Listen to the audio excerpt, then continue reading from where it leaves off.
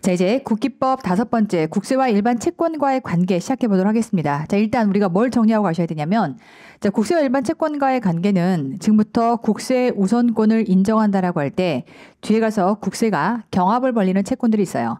그럼 경합을 벌리는 채권들은 민법상에서 이런 채권에 대해서는 우선권을 인정해 줄게라고 해서 일단 민법상에 우선 변제가 있는 채권들이 존재합니다. 그것들을 먼저 정리를 하고 그래서 경합 벌렸을 때 이렇게 인정되는 거구나라는 로직을 먼저 좀 이해를 하고 시작하도록 할게요. 자, 일단 우선 변제가 있는 그런 채권이다라고 해서 우선 변제권이라고 하는 건 누구에게나 주장할 수 있는 그런 보편적인 대항 권리라고 생각하시면 됩니다. 자, 그랬을 때 민법은요. 자, 집에 대해서는 지금부터 전세권을 인정해 줍니다. 자, 그러면 이때 이 전세권을 누가 주장해 볼 수 있는 거냐면 결국은 돈 받을 자. 쉽게 말하면 이때 채권자가 되겠죠. 자, 그랬을 때 결국은 전세권은 그 집에 살고 있는 세입자다라고 이렇게 이해할 수 있겠고, 자, 그럼 동산에 대해서는 동산이나 유가증권에 대해서는 자, 뭘 설정할 수 있냐면 질권이라는 걸 설정할 수 있습니다. 자, 그럼 이런 질권은 결국은 돈을 빌려주고 그 돈 대신에 담보 목적으로 뭘 받아놓은 거냐면 질권을 설정해서 받아놓은 상태인 거거든요. 그러니 이 경우는 지금부터 돈 빌려준 자, 즉 채권자가 은행 등 돈을 빌려준 자가 채권자가 되겠고, 이들이 그러한 동산에 대해서는 질권 을 설정합니다. 자, 그런가 하면 자, 부동산에 대해서는 토지 건물 등에 대한 부동산에 대해서는 지금부터 저당권을 설정한다라고 보시겠고, 이 경우도 마찬가지로 돈을 빌려주고 나중에 못 받을까 봐 결국은 부동산을 저당을 잡아놓은 거거든요. 그래서 마찬가지로 채권자, 즉 은행 등 돈 받을 자가 해당하는 채권자다라고 볼 수 있겠고요. 자, 그럼 가면 조심하실 건, 자, 임대차 보증금. 사실은 이 내용 때문에 쭉 지금 우선 변제권을 설명을 드린 건데요. 일반적인 형태의 임대차 보증금은 민법이 얘기하는 우선 변제권 안에 들어가지 않습니다.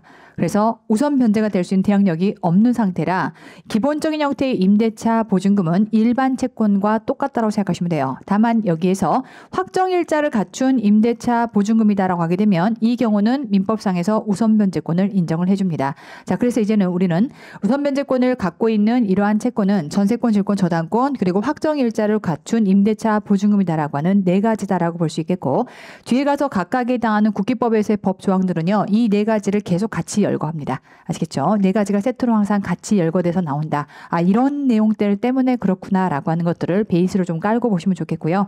자, 지금부터 우리가 배울 모든 내용들은 한 방에 이걸로 정리할 수 있습니다. 이걸로 먼저 모든 정리를 끝낸 다음에 뒤에 가서 디테일을 한번 실어보도록 할 거예요.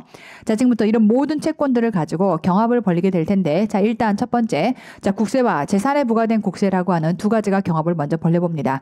자, 일단 재산에 부과되는 국세는 소위 말하면 상속세와 증여세와 종부세, 그래서 상증종이라고 하는 것이고, 이들을 보통은 당해세다라고도 표현합니다.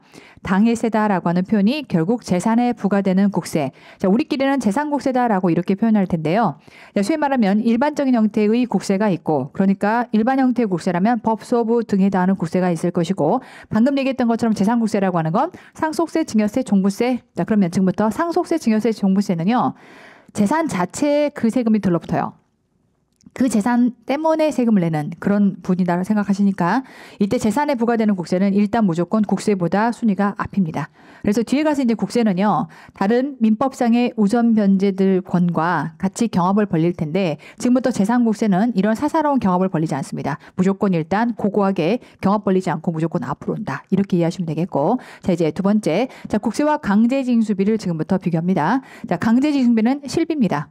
실비고요. 국세는 이제 실질적인 세금이고요. 자, 그러면 지금 만약에 체납자의 건물을 일단 압류해서 팔았다.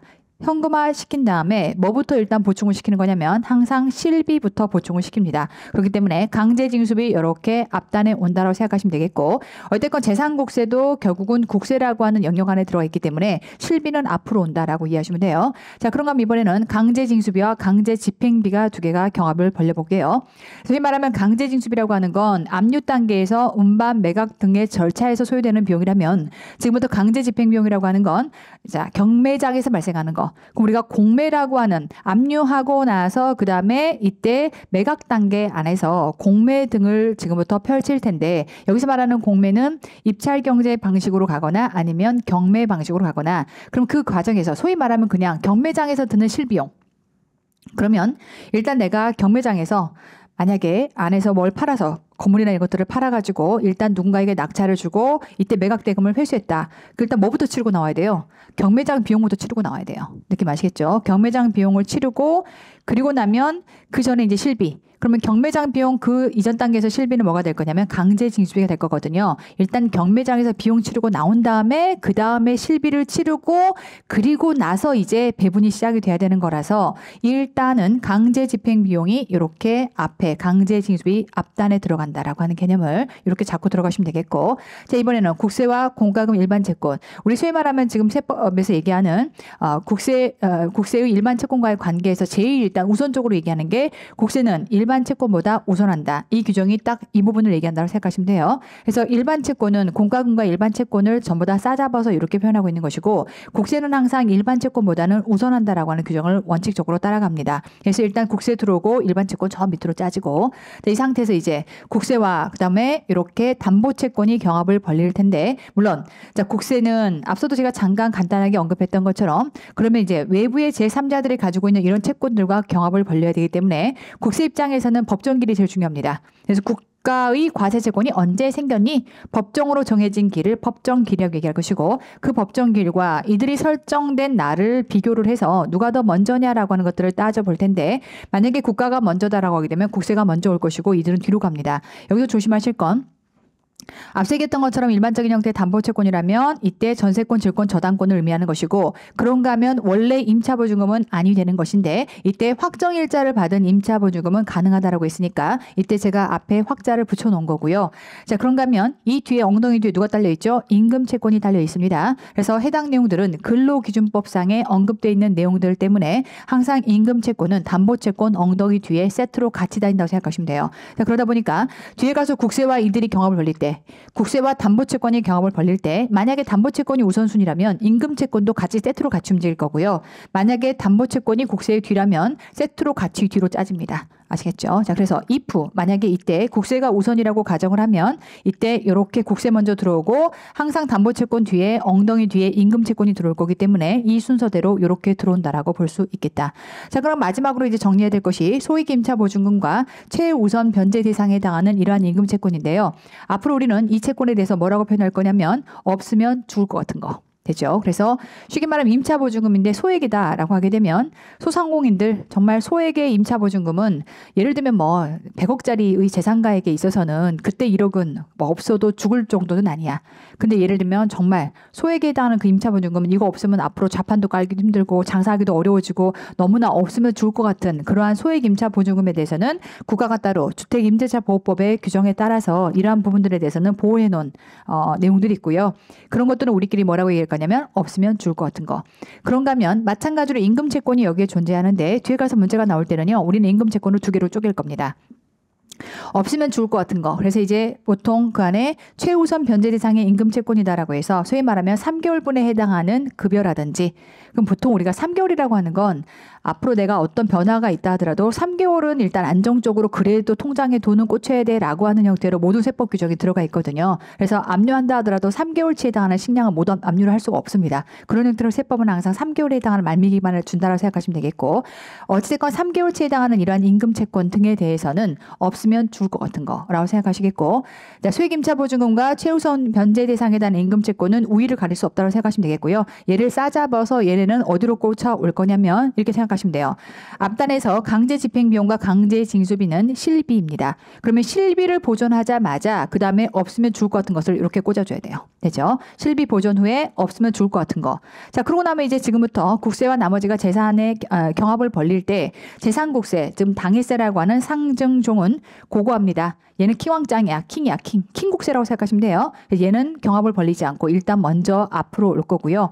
그리고 나면 국세는 나머지 담보채권들과 경합을 벌리되 이때 이 둘은 항상 세트로 같이 움직인다. 그리고 나면 나머지 일반 채권들은 맨 밑으로 짜진다. 이렇게 보시면 되니까 다시 한번 얘기하지만 지금부터 이 부분, 자 법정기일과 그리고 담보 설정일을 가지고 비교했을 때 만약에 법정기일이 먼저다. 그럼 당연히 국세가 먼저죠. 그래서 순위가 국세 먼저 오고 그 다음에 담보채권과 임금채권이 한꺼번에 세트로 같이 온다고 생각하시면 되겠고, 자 그런가 하면 이번에는 법정기일과 담보 설정일을 비교했을 때 담보 설정일이 더 먼저다라고 하게 되면 이번에는 순위가 이렇게 바뀌어야 되겠죠. 그래서 통째로 얘가 앞으로 움직인다.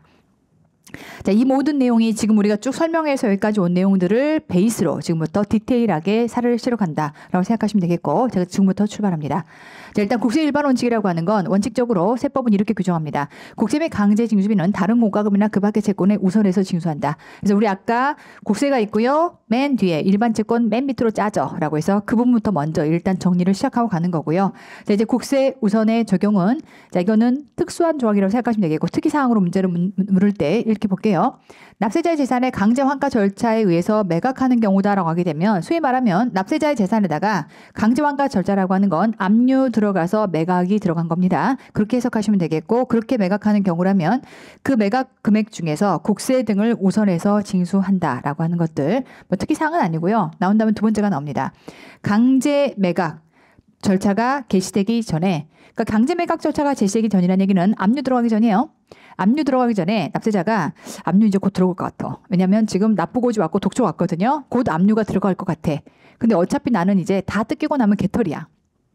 그러느니 압류 들어오기 전에 사랑하는 내 친구한테 먼저 갚아야겠다. 이럴 수 있어요. 친구한테 먼저 갚아주는 거야. 자, 그러면 압류 들어가기 전에 내가 먼저 갚은 거, 그거 인정해 줄 거냐라고 했을 때 이거 인정해 줍니다. 그러니까 과세 간정이 빨리 받고 싶으면 빨리 압류해야 되는 거예요. 될까요? 그래서 이 경우 갑니다.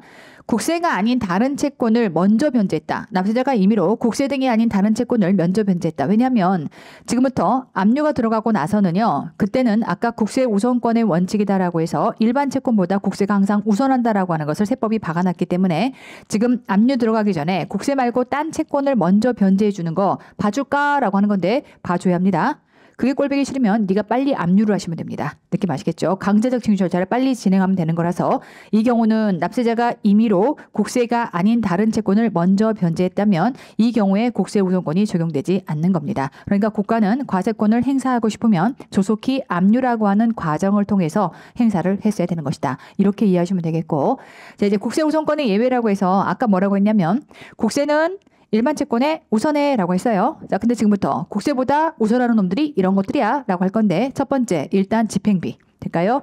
자, 세법은 뭐라고 얘기하냐면 강제 집행 경매 파산 절차에 소요되는 비용이다라고 해서 이 내용들을 아까 제가 뭐라고 했냐면 집행비다라고 표현했고, 이러한 실비는 일단 경매장 빠져나올 때 돈을 치르고 나와야 되기 때문에 가장 최우선 변제가 된다라고 보시면 됩니다. 자, 그런가 미룰 수 있어요. 지금부터 내가 압류 들어가요. 예를 들면 동작구청이 소득세 때문에 압류가 들어가. 그런데 나 말고도 예를 들어서 관악구청이 지방세 때문에 선행 압류가 들어간 게 있을 수 있어. 그럼 이제 어떡할 거냐? 뒤에 가서 이제 압류는 선착주의가 적용이 됩니다. 국세와 지방세는 일단 동순이고요. 압류를 선빵으로 먼저 한 놈한테 먼저 줄게라고 들어갈 거예요. 다만 이제 선행 압류 기간이 먼저 들어갔을 때 이 압류 기간이 그 안에서 강제 징수비 등이 발생할 수 있겠죠. 자, 그런데 우리가 체납처분비다라는 표현이 들어올 텐데 이 체납처분비는요. 강제징수비와 같은 표현입니다. 그런데 우리 국세에서는 체납처분비라는 표현이 얼마 전에 개정이 돼서 강제징수비로 바뀌었으나 지방세는 아직 개정이 되지 않아서 체납처분비라고 하는 표현을 그대로 쓰고 있기 때문에 결론은 둘은 같은 놈이다라고 생각하시면 돼요. 그래서 얘는 뭘 의미하는 거냐면 선집행된, 그러니까 지금 나는 나의 국세 관점에서는 동작구청의 소득세를 가지고 관점에서 바라보는 건데 타 기관에서 예를 들면 관악, 세무서에서 지방세 때문에 지금 뭐가 들어갔다. 이렇게 들어가게 되면 그때의 실비가 먼저 보존이 돼야 되겠죠. 그래서 나의 강제 징수비보다 돼요. 동작구청에 이러한 소득세 때문에 들어가는 강제 징수비보다 선 집행된 지방세나 공과금의 체납처분비가 먼저 일단은 징수가 돼야 된다. 되죠? 그래서 이거는 끊어서 보시면 돼요. 선 집행된 미리 먼저 선빵으로 압류 들어간 놈이 있어. 근데 그들의 지방세나 공과금의까지 끊고 둘은 같은 놈이에요. 강제 징수비가 먼저 일단 보존이 되는 거구나. 그러면 나도 이제 압류가 들어갔을 때는 나는 나의 당의 국세의 강제 징수비라고 해서 나의 국세 강제 징수비가 그 다음에 들어오는 겁니다. 다시요. 자, 집행비. 경매장에서 빠져나올 때 비용 먼저 보존하고 타 기관에서의 강제징수비 보존해주고 그리고 나의 강제징수비 보존받을 거고요. 그러니까 이거죠. 왜냐하면 얘가 선집행이라는 얘기는요. 얘가 먼저 선빵으로 압류를 때린 거네. 여기까지 클리어? 그래서 이제 압류는 압류대로 압류를 압류 선착주의라고 해서 먼저 한 놈이 가져가면 돼. 그럼 강제징수비는 어떡하니? 강제징수비도 선착순인 거지. 얘가 먼저 있으면 얘가 먼저 가져가는 거고 그 다음에 내게 비용이 보존이 되는 겁니다. 이렇게 보는 것이고 그리고 나서 이제 국세와 지방세는 누가 더 압류를 먼저 했느냐에 따라서 본세가 보존이 돼서 들어갈 겁니다. 자, 그렇게 이해하시고요. 자, 이제 3순위는 자, 실비 끝났어요. 실비 끝나면 지금부터 없으면 죽을 것 같은 거. 되죠? 없으면 죽을 것 같은 거가 소액 임차 보증금과 최우선 변제 대상 임금 채권 없으면 죽을 것 같은 거. 여기까지가 끝나고 나면 이제 지금부터 원래 이제 국세가 들어와야 되는데 국세 중에서 가장 고고하게 경합을 절대 벌리지 않는 누가 있어요? 재산국세가 있는 거죠. 재산 자체에 부과되는 상증종 보통 당해세다라고 표현하고요. 옆에 예외사항이 있다라고 해서 얘가 머리 아프죠. 그래서 이번에 회계사 시험 1차에서도 해당 문제가 계산 문제로 나왔기 때문에 굉장히 골치 아픈 조항이 있는데 그 뒤에가 제가 사례 중심으로 친절하게 설명을 드리겠습니다. 자, 어쨌건 요 내용이 들어가 있고요. 자, 그런가 하면 이번에는 이제 여기 나머지는 이제 국세가 나머지 담보채권들과 경합을 벌리게 됩니다. 자, 그래서 일단은 첫 번째, 만약에 담보채권이 먼저라면 우리는 담보채권을 일반적인 형태의 담보채권은 전세권, 질권, 저당권 그리고 원래 임차 보증금은 우선변제채권이 아니지만 확정일자를 갖추었다면 해당 내용도 우리가 우선권을 민법상 인정을 해주기 때문에 해당 내용들은 전부 다 한 세트로 보실 거고요. 담보채권 및 확정일자를 갖춘 임대차 보증금 그런가 하면 이들 뒤에 항상 누가 따라다닌다? 임금채권이 같이 따라다닙니다. 그렇기 때문에 기타의 임금채권이라고 하는 건 앞단에서의 없으면 죽을 것 같은 임금채권과 기타의 임금채권으로 쪼개서 없으면 죽을 것 같은 것은 앞순위에서 먼저 인정을 해주고 나머지 잔챙이다는 임금채권은 항상 담보채권 엉덩이 뒤에 딸려다닌다. 자, 그러고 나면 이제 그 다음 순위로 국세가 들어오게 될 거고요. 앞서 얘기했던 것처럼 일반 채권보다는 우선한다라고 했으니까 공과금과 일반 채권이 마지막으로 오겠죠. 자, 근데 만약에 지금부터 담보권보다는 법정길이 우선이라서 국세가 먼저 우선한다라고 하게 되면 국세가 먼저 우선으로 오고 그리고 나면 담보채권과 임금채권은 같이 밑으로 내려갑니다. 그래서 일단 담보채권 먼저 온 다음에 기타 임금채권 그리고 마지막 일반 채권이 이렇게 밑으로 온다라고 해서 앞서 얘기했던 것처럼 이렇게 국세와 담보채권에 대한 경합은 이 두 개가 같이 세 개가 세트로 움직인다라고 볼 수 있겠죠. 이제 이 틀을 기반으로 해서 지금부터 하나하나 내용들을 디테일하게 실어가 보자면 이제 시험에서 말문제가 나올 때는 이런 법문들이 시험에서 출제가 되죠. 첫 번째, 자, 집행비용이 우선입니다. 강제집행, 경매 또는 파산 절차에 든 비용은 국제 및 강제 징수비보다 우선 변제된다라고 볼 수 있겠고 그래서 일단 집행비다라고 제가 표현했고요. 강제 징수비보다는 먼저입니다. 그래서 이러한 강제 징수비도 결국은 실비 성격이기 때문에 국세보다는 먼저다라고 볼 수 있겠고 그 다음에 우리가 뭔가 징수했다라고 했을 때 앞단에서 한번 다루었지만 징수한 경우는 가산세와 국세 중에서 일단 국세 먼저 일단 징수 먼저 끝내고요. 그리고 나서 가산세로 이어진다. 근데 징수법에 가면 뒤에 내용이 좀 더 정확하게 나옵니다. 자, 어쨌건 이러한 집행비는 모든 채권자를 위한 공익적 비용의 성격이기 때문에 이 경우는 우선 변제가 된다라고 이해하시면 되겠고요. 자, 그런가 하면 이제 앞서 얘기했던 것처럼 압류는 선착주입니다. 그런데 이제 선빵으로 지금부터 압류가 들어간 그러한 체납세금이 있다라고 하게 되면 선집행된 지방세나 공과금의 체납 처분비 또는 강제징수비는 국세 및 강제징수비보다 우선 변제가 됩니다.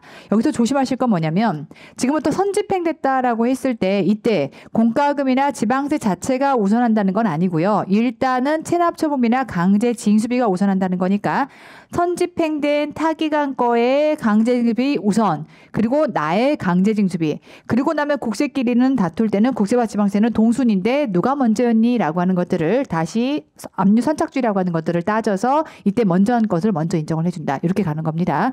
그래서 이 내용도 공과금 자체는요, 국세 우선하지 못해요. 그래서 공과금은 항상 뒤로 빠집니다. 이렇게 봐요. 자, 국세와 지방세는 동순이에요. 근데 공과금은 후순입니다. 그런데 이때 만약에 공과금을 지금부터 받기 위해서 압류가 들어가서 강제징수비가 있다면 그 강제징수비 자체는 지금부터 앞단으로 오는 거예요. 구조 아시겠죠? 자, 그래서 지방세는 국세와 동순이기 때문에 압류 선착주의에 따라서 판단하고 공과금 자체는 맨 뒤로 빠지고 다만 강제징수비에 해당하는 것들은 앞단으로 올 수 있겠다. 이렇게 이해하시면 되겠고 자, 그런가 하면 본격적으로 저당권 등에 의해서 담보된 채권에 대한 우선은 앞서 얘기했던 것처럼 국가가 먼저 침발랐냐 아니면 담보권을 먼저 설정했느냐라는 것들을 갖고 나눠보는 겁니다. 자, 앞서 말씀드린 것처럼 이제 담보채권은 담보의 설정일과 그리고 이제 국세의 경우라면 법정기일 두 개를 가지고 경합을 벌리게 될 거고요. 만약에 담보 설정일이 먼저다. 그러면 이 경우는 담보권이 먼저 그 자산에 대해서 찜했다라고 하는 것을 의미하는 거니까 당연히 담보권에 해당하는 것들을 인정을 먼저 해줄 거고요.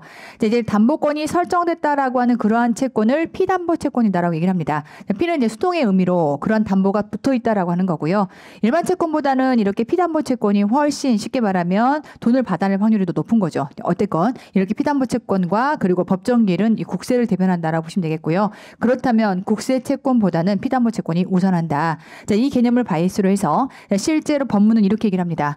자, 이때 법정기일 전이냐 후냐라고 하는 것을 조심하시고요. 끊어갑니다. 법정기일 전에 오케이. 전세권 질권 또는 저당권이 설정된 재산을 매각하여 그래서 지금부터 전세권 질권 저당권을 세트로 지금 아까 말했던 민법상의 우선 변제 채권이라고 생각하시면 되겠고 소위 말하면 우리는 전세권 등이다라고 표현할 겁니다. 자, 그러한 권리 등이 자 붙어 있는 그러한 재산을 매각해서 그 매각 금액에서 국세를 징수하는 경우라면 자 이게 담보된 채권은 국세보다 우선 변제된다. 되죠? 앞에 피담보 채권이 우선이다라고 얘기를 했으니까 자 근데 반대로 지금부터는 법정기일이 먼저다라고 하게 되면 당연히 국세가 우선이 될 수밖에 없겠죠. 갑니다. 법정기일 후에 담보된 채권은 법정기일 후에 담보된 채권이니까 이때는 국세가 우선이다라고 하는 것이고 국세보다 우선 변제되지 않는다. 이게 국어 문장이에요. 누가 우선이다라고 하는 거를 잘 따져보시면 되겠고 다만 앞서 얘기했던 것처럼 재산에 부과되는 국세라고 하는 것을 당해세다라고 표현하고요. 상증종 상증세, 상속세, 증여세, 종부세라고 하는 세 가지에 대해서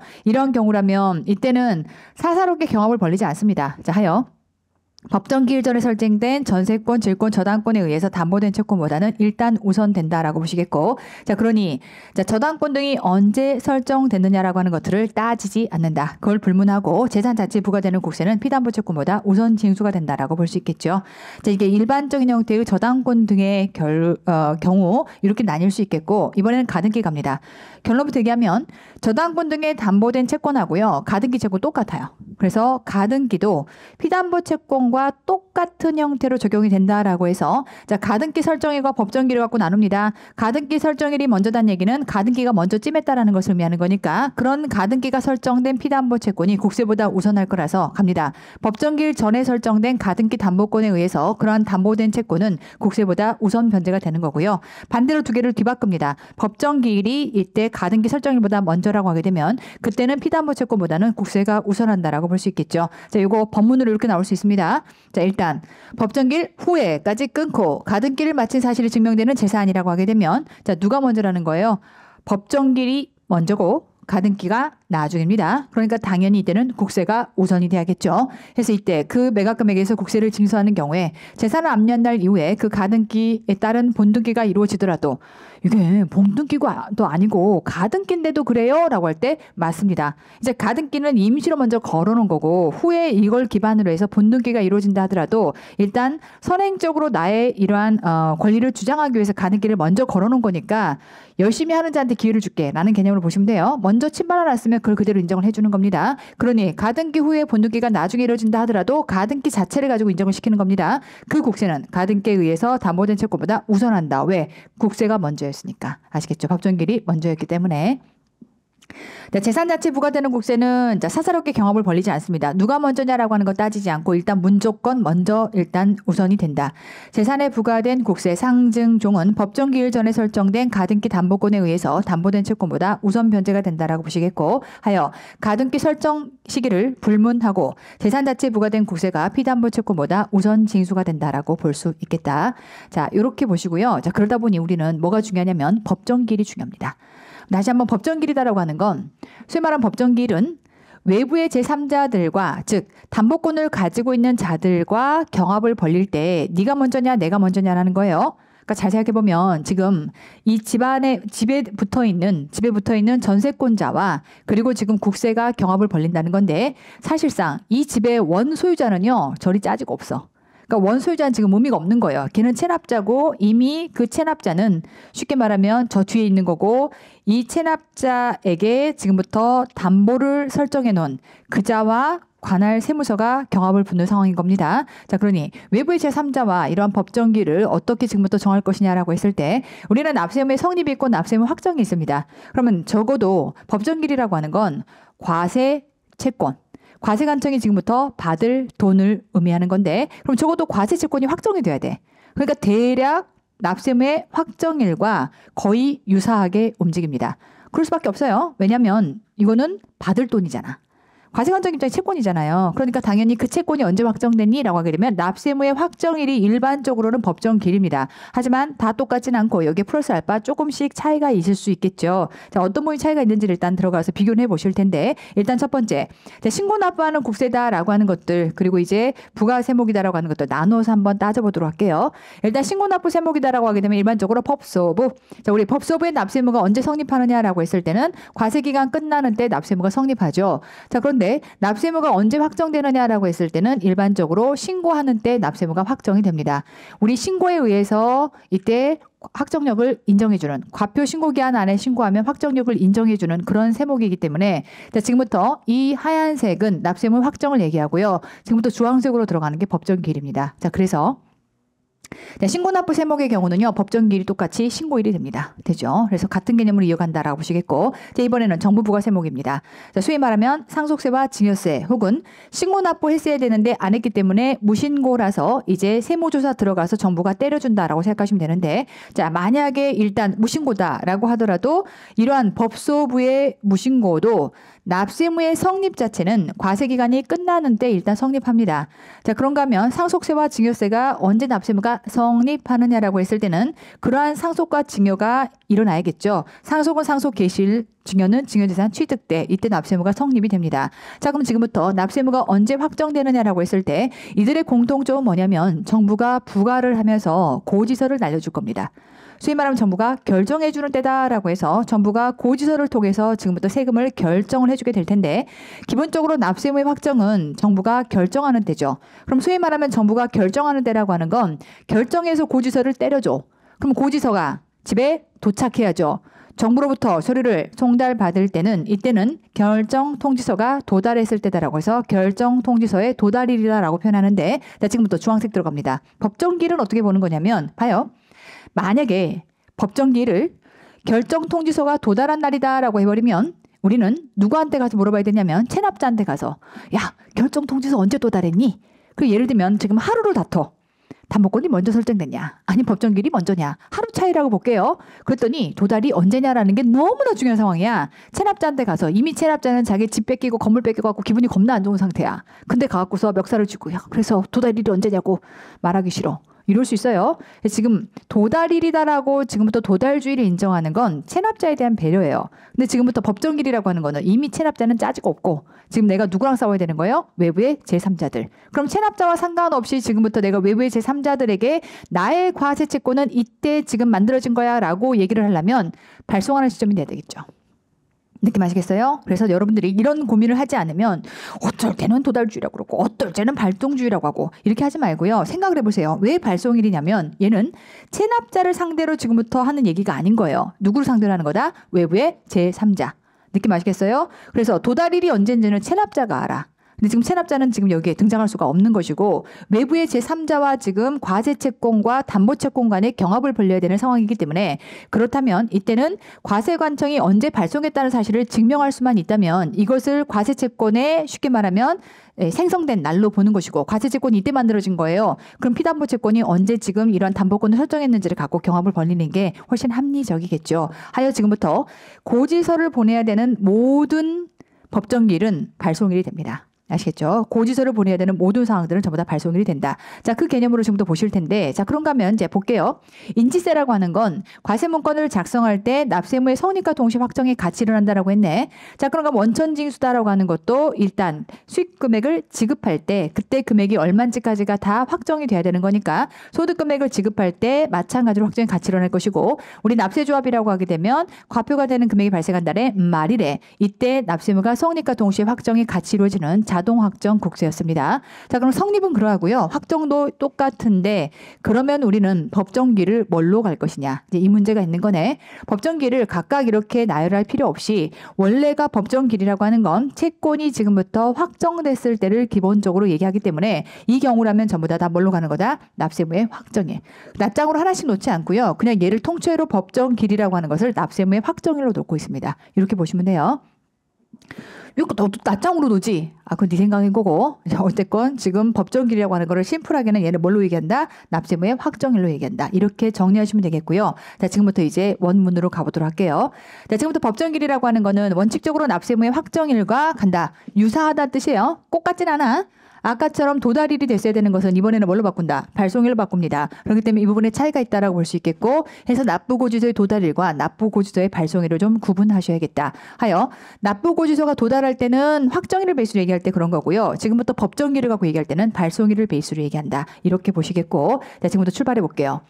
과표와 세액의 신고에 따라서 납세무가 확정되는 그런 국세, 그러니까 신고납부 세목을 의미하는 거고 법소부를 의미하는 거죠. 이때 중간에 납하는 법인세와 예정신고 납부하는 부가세 및 양도소득세도 어쨌건 신고에 따라서 확정되는 국세입니다. 자, 그렇게 해서 신고가 필요하다면 그때는 법정기일 뭐가 된다? 신고일. 클리어? 그래서 만약에 내가 소득세를 5월 20날 신고했다. 그럼 이때 법정기일은 5월 20날이 되는 겁니다. 그 얘기인 거고요. 자, 그런가 하면 과표와 세액을 원래는 신고했어야 되는 건데 정부가 결정 경정해 주거나 내지는 수시부가 결정을 통해서 고지했다.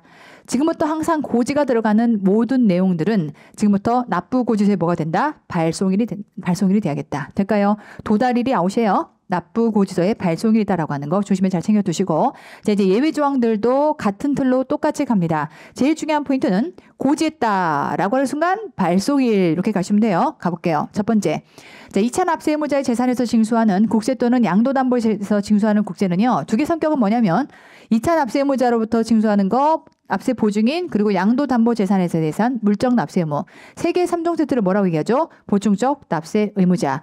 이 자들은 마른 하늘에 날벼락 고지서를 때려 맞는 거예요. 내가 이런 책임을 져야 될지 몰랐어. 그런데 어찌됐건 본래의 납세 의무자가 개털이기 때문에 내가 보충 책임을 져야 되는 자기 때문에 이들은 고지서를 때려 맞아야 되고요. 고지서 맞는다라고 했을 때는 이때는 납부고지서의 발송일이 돼야겠죠. 이렇게 이해하시면 되겠고 자, 그런가 하면 우리는 물적 납세의무라고 하는 건 크게 세 가지가 존재합니다. 양도담보권자의 물적 납세의무가 있고요. 우리 부가가치세법에서도 신탁 관련해서 수탁자의 물적 납세의무가 있거든요. 그럼 이런 항상 물적 납세의무는 소위 말하면 그 물건을 지고 있기 때문에 네가 책임져야 돼. 얘는 항상 보충 책임이거든요. 그런 보충 책임에 대해서는 부족 부분을 책임지는 거라 앞당 거 얼마였고 네가 얼만큼 책임져야 돼. 마른 하늘에 날벼락 고지서가 떨어집니다. 항상 날벼락 고지서는 납부고지서의 발송일이 돼야겠고 자, 그런가 하면 종부세법에 따라서 신탁재산에서 징수하는 종합부동산세도 우리가 종부세를 따로 배우지 않았다 하더라도 마찬가지로 똑같은 신탁재산과 관련해서 네가 그 물건을 지고 있기 때문에 지금부터 책임을 진다라는 개념으로 고지서에 따른 발송일을 이렇게 3종 세트다라고 이렇게 이해하시면 되겠고요. 자, 그런가 하면 인지세나 원천징수의무자 납세조와 우리 원천납세 법중인 가산세라고 해서 이때 인원천 납세에 해당하는 모든 내용들은 전부 다 자동 확정 국세였고요. 납세의무의 성립과 동시에 확정이 자동으로 이루어집니다. 그래서 이거를 낱낱이 하나하나 과세문건 작성할 때 소득금액 지급할 때 얘는 과표가 되는 금액에 달해 말일 이렇게 하지 않고요. 얘를 통째로 그냥 납세의무의 확정일이다라고 표현이 들어가 있다. 자, 그럼 마지막 특이사항으로는 이럴 수 있어요. 확정 전 보존 압류. 자, 이 부분은 국징법을 배우시고 오셔야 호환이 가능할 텐데 자, 우리 국징법에서는요. 소위 말하면 이런 거예요. 내가 지금 세무조사 중이야. 국가가 들어갈 세무조사 중이기 때문에 아직 과세채권이 확정이 안 됐어요. 조사 한참 중이야. 지금 계속 조사를 해야 되는데 딱 봤더니 이미 저 체납자에게 모든 독사들이 달려들어서 다른 법에서 전부 다 강제 징수를 하고 있는 상황이야. 그러면 내가 세무조사 다 끝나고 가면은 뼈다귀만 남을 것 같아. 야, 안 되겠다. 선빵으로 압류부터 걸자. 이게 뭐냐면 확정전 보존 압류예요. 자, 그렇게 해서 지금 일단 선빵으로 압류를 먼저 건다면 그 압류와 관련해서 그리고 나서 확정된 국세가 있다면 얘는 어쨌든 미리 선빵으로 압류를 걸어놓은 거니까 내 거라는 거를 미리 침을 바른 거야. 왜냐하면 내가 아직 과세채권이 얼마인지는 모르겠지만 조사해보면 알겠지. 세무조사 끝나면 알 거야. 근데 그것까지를 다 완료할 수 없으니까 일단 선빵으로 침을 발라놓고 얼마를 내가 얼만큼 세무조사 결과가 나올 것 같아요 라고 추산되는 금액 범위 안에서 일단 선빵으로 걸어놓고 나서 나중에 나오면 그만큼을 가져가면 되는 거니까 그러면 일단 걸어놓은 시점 압류해서 걸어놓은 시점 자체가 뭐가 되는 것이다. 이때 압류 등기로 걸어놓은 시점 자체가 법정기일이 되는 겁니다. 그러다 보니까 압류 등기일 또는 등록일이 돼야겠죠. 너무 당연한 개념입니다.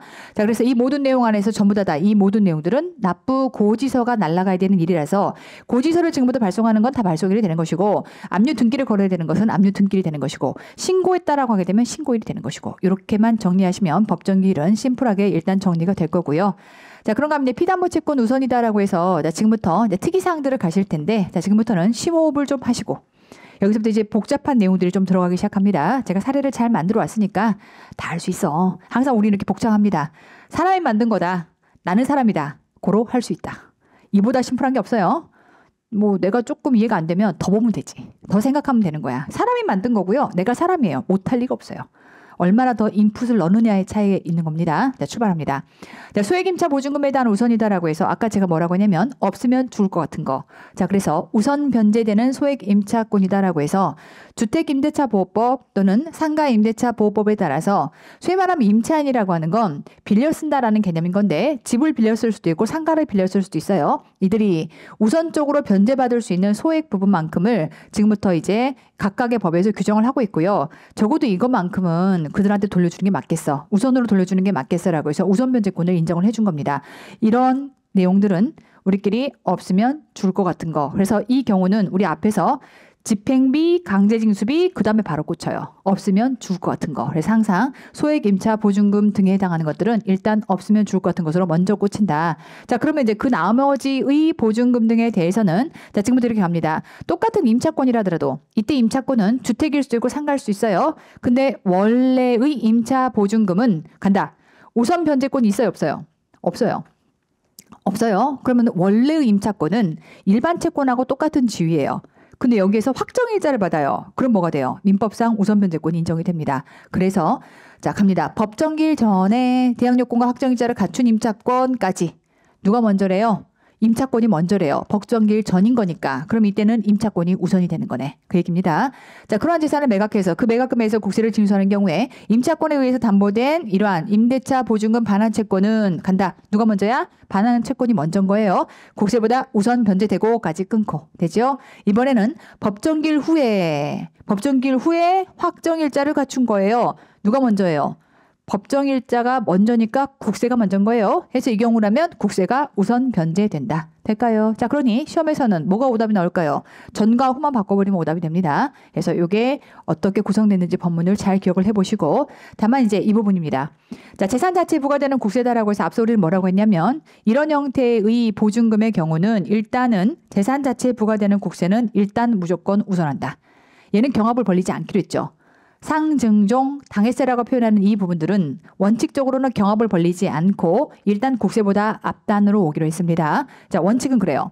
해당 재산에 대해서 부과된 상증종은 법정기일 전에 설정된 대항요건과 확정일자를 갖춘 임차권에 의해서 담보된 반환채권보다 우선한다. 그러니까 법정기일 전이던 후던 신경 안 써요. 비록 법정기일 전에 대항요건이 지금 먼저 맞춰졌다 하더라도 즉 임차권이 먼저라 하더라도 신경 안 쓰고 상증종은 우선인 거예요. 이게 원칙입니다. 느낌 아시겠죠? 자, 지금부터 갑니다. 예외.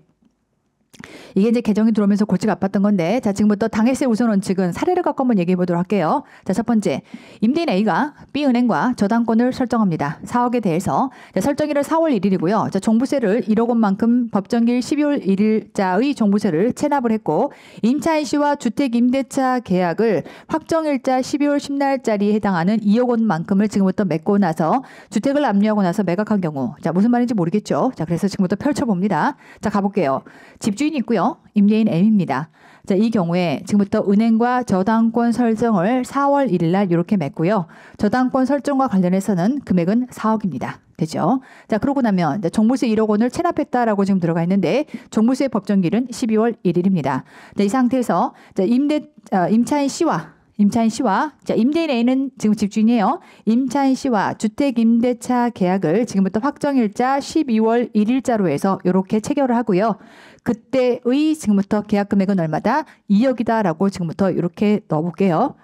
자, 그리고 나서 자, 이제 이 임대인 A는 지금부터 지금 여기에 들어가 있는 종부세를 체납했어요. 종부세를 체납했다라고 하는 순간 이렇게 이 집에 압류가 들어갈 것이고 이 집을 지금부터 매각을 했더니 현금을 5.5억을 지금부터 수령했다라고 가정해 볼게요. 5억 5천만큼 수령합니다. 가만 보세요. 받을 돈이 얼마냐면 4억, 1억, 2억. 돈 받을 놈들이 줄 쓴 게 6억, 6억이 7억이죠. 7억만큼 줄 서 있어요. 자, 누가 지금부터 먼저일 거냐라고 하는 것들을 따져보셔야겠죠. 자, 일단 이 구조 안에서 앞서 뭐라고 했냐면 지금 B은행과의 저당권 설정일은 4월 1일이고 그 다음에 종부세 체납일이 12월 1일이기 때문에 사실상 날짜를 가지고 경합을 벌리자면 법정기일이 지금 저당권 설정일보다 후순이기 때문에 얘가 뒤로 짜져야 되지만 다시 한번 보지만 너는 종부세예요. 제가 종부세 머리 위에다가 뭘 박아놨죠? 왕관을 걸어놨습니다. 그렇기 때문에 종부세는 일단 킹왕짱 너부터 오는 겁니다. 그래서 일단 이 1억만큼에 해당하는 게 먼저 들어올 거고요. 자, 그리고 나면 이제 저당권 설정일 4월 1일 그리고 임대차 보증금에 해당하는 게 12월 10날이기 때문에 B은행의 저당권 설정일이 이 안에 들어올 것이고 그리고 나면 도합 합쳐서 5억이고요. 남은 잔액 얼마 남았죠? 5천만 원 남습니다. 전체 팔아서 5억 5천이었기 때문에 그럼 나머지 5천만 원만 임차권이 가져갈 수 있는 구조다. 그러면 임차권 입장에서는 지금 2억을 넣어놨으나 결국 저 집 팔아가지고 건질 수 있는 건 얼마다? 5천만 원. 느낌 아시겠어요? 네, 이런 상황이 돼버리는 겁니다. 자, 이게 뭐냐면 당해세 우선 원칙인 건데, 자, 원칙대로 하자면 이렇게 들어간다라고 볼 수 있겠고, 다만, 자, 지금부터 이렇게 예외가 들어갑니다. 네, 지금부터 이제 이 예외를 본 다음에 법문을 볼게요. 법문 보고 예를 보면 이해가 안 돼요. 그래서 이제 예를 보고 법문을 들어가 보도록 할게요. 자, 어떤 예외를 주어진 거냐면 방금 보셨던 것처럼 똑같은 사안인데 뭐만 달라지는 거냐면 볼게요. 이번에는 저당권을 은행과 설정하고 그러니까 은행한테 돈 빌리고 저당사표 준 거예요. 집을 저당사표 줬어. 그리고 나서 임차인 씨와 주택임대차 계약을 체결했는데 확정일자가 5월 1일이에요. 그러니까 종부세 체납보다 먼저야. 느낌 아시겠어요? 자, 가볼게요. 자, 일단 은행과 저당권 설정 계약을 4월 1일에 했고 그럼 은행한테 지금 돈 빌리고 나서 4억만큼 해당하는 것들을 저당권을 설정을 해준 겁니다. 자, 그리고 나서 이렇게 임차인 씨와 주택임대차 계약을 체결했고 확정일자가 5월 1일이라고 가정을 해볼게요. 네, 이 상태에서 이제 추후에 우리가 종부세라고 하는 건 6월 1일의 과세 기준을 기점으로 해서 납세부가 성립이 되고 나면 일반적으로 종부세가 12월 1일부터 고지서가 지금부터 날라오기 시작합니다. 그래서 이제 그 고지서를 통해서 납부를 하면 되는데 어쨌건 예를 들어서 12월 1일자로 해서 법정기일이 지금부터 납부고시가 이때 발송이 되었고 그리고 나서 이제 체납이 됐다라고 가정을 해볼게요. 자, 그러면 어찌됐건 지금 임대인 A의 종부세 체납에 대해서 지금부터 과세관청이 압류를 걸었고 여기에서 팔아낸 가액이 5억 5천이다라고 하게 되면 자, 지금부터 누굴 거냐라고 했을 때 다시 한번 보시면 원칙은 종부세는 그 어떤 것들보다 원래 후순위라 하더라도 일단 킹왕짱 종부세가 먼저 왔어야 되는 거죠. 당해세가 원칙적으로는 먼저 오고 그리고 나면 나머지 니네 둘 중에서 누가 먼저니라고 했을 때 4월 1일짜리 오고 그리고 나서 나머지 이때 임대보증금이 와야 하는데 금액을 보면 1억 4억이니까 5억이고요. 그러면 임차 보증금에 해당하는 건 0.5억이 이렇게 왔어야 되는 겁니다. 자, 지금부터 이렇게 버리는 순간 누가 가장 억울하죠? 뭐 은행이 다 받았다 치고 얘가 못 받는 거네. 자, 그래서 어떤 문제가 있냐면 지금부터 개정사항이 뭐가 들어왔냐. 야, 집이 없는 잔데 이렇게 하면 되겠냐. 국가가 알량하게 아무리 당해세를 하더라도 이 자리에 쳐들어오면 되겠냐라고 해서 야, 안 되겠다. 지금부터 예외 원칙으로 당해세 자리에 주택임대차 보증금 네가 들어와라. 이렇게 규정이 들어온 겁니다. 자, 그러니 자, 다시 잘 보시면 당해세 자리는 저를 보세요. 주택임대보증금은 2억이에요. 하지만 2억이 다 들어오는 건 아니고요. 자리만 2속으로 들어오는 겁니다. 그러니까 당해세가 1억이었으면 이 안에 임대보증금이 얼마짜리가 들어올 수 있냐면 1억만 들어올 수 있는 거예요. 여기까지 클리어? 그 자리만 차지할 수 있게끔 도와주는 겁니다. 쉽게 말하면 자리를 양보한다라고 보시면 돼요. 자, 그러면 이 모든 지금 예외의 규정은 누구를 중심으로 만들어준 규정이다? 지금부터 이렇게 돼요. 집이 없어서 주택, 임대차 이러한 계약을 체결하고 이때 아까 얘기했던 것처럼 확정일자를 받은 이 자들에 대한 보호 규정이다라고 생각하시면 돼요. 이 자를 위한 규정이다. 다만 이게 어그러졌다고 뒷순위가 흐트러지는 건 아닙니다. 그러니 뒷순위는 뒷순위대로 그대로 가는 거예요. 자, 그 다음 이 상태에서 그러면 아까 임차권 0.5억이었는데 앞단에서 1억 받았으니까 얘도 짜지냐? 아니요. 뒷순위는 그대로 갑니다. 느낌 아시겠어요? 그래서 당해세가 그 자리만 양보하는 거니까 이런 순서가 된다면 결과적으로 임차권은 얼마를 지금부터 득하게 되는 것이다? 1억 5천을 득하는 결과가 생기는 겁니다. 구조 아시겠어요? 당해세가 자리를 양보한다라는 규정이 들어가 있는 거예요. 그럼 지금 다시 한번 정리하자면 항상 재산국세는 킹왕짱이었어. 근데 지금부터 이때 가만 보면 원래 종부세의 법정기일이 앞단에 있었다면 예를 들면 임대차 보증금보다 앞단에 있었다면 괜찮겠지만 그러면 얘가 먼저 오는 게 맞지. 근데 지금 순위로만 따지면 확정일자가 법정일보다 지금 먼저기 때문에 얘가 먼저 왔어야 됨에도 불구하고 항상 이 깡패세, 당해세라고 하는 게 깡패세여가지고 얘가 무조건 앞으로 온다라고 하니까 결국은 집이 없는 자들이 지금 넣어놓은 주택 임대차 보증금이 피해를 볼 판이야. 그래서 이런 경우를 대비해서 이런 경우들을 지금부터 이제 예방하기 위해서 소위 말하면 세법에서는 개정세법을 만든 거고요. 그랬을 때 이 당해세 자리를 누구한테 주택 임차권에게 양보를 하자라는 형태로 법이 만들어진 겁니다. 자, 그렇게 해서 지금부터 따지자면 기존 규정에서는요. 순위가 똑같은 사안이에요. 똑같은 사안인데 기존 규정에서는 당해세가 먼저 1억이 오고 저당권 4억 그리고 나면 임차권 0.5억이었던 거에서 지금부터는 임차권이 이때 1억 저당권 4억 임차권 여전히 0.5 그러고 나면 이제 받을 돈이 당해세는 없는 상황이 되더라도 왜? 집 팔았더니 그밖에 안 남으니까. 근데 그렇다 하더라도 당해세 자리를 그대로 그 금액권에 해당하는 권리만큼은 양보를 한다라는 규정으로 보시면 되겠고 자, 이 내용이 지금부터 법문에서는 이렇게 이어집니다. 원칙이 있고 예외가 있었고요. 아까 얘기했던 것처럼 원칙의 규정은 당해세가 우선이야. 그런데 지금부터 예외적으로 갑니다. 임대차 보증금 반환 채권 될까요? 그러면 임대차 보증금 반환 채권은 다시 한번 얘기했지만 집에 대해서만이에요. 잘 볼게요. 자, 우리가 임대차 보증금 반환 채권이라고 할 때 그 임차권은요. 크게 두 가지가 있다고 했어요. 집과 상과. 근데 지금 여기서는 뭘 봐주고 싶은 거야? 집 없는 자들, 주택만 얘기하고 싶은 거예요. 그래서 주택 임대차 보호법에 따라서 대항 요건과 확정일자를 갖춘 임차권에 의해서 담보된 임대차 보증금 반환 채권 또는 건물이라 하더라도 주거용 건물 됐죠? 그러니까 집과 관련된 걸 얘기하는 겁니다. 주거용 건물에 설정된 그런 전세권에 의해서 담보된 채권 되죠? 그래서 집 없는 자들이 지금 집을 만약 이거 뺏기면 딴 데 가서 좀 살 데도 없는 거예요. 그만큼의 보증금을 그대로 빼야 딴 데 가서 또 똑같은 생활을 유지할 수 있는 거니까 집 없는 자들을 위해서는요. 당해세가 자리를 양보할게. 그 금액만큼만 양보할게라는 개념이라서 갑니다.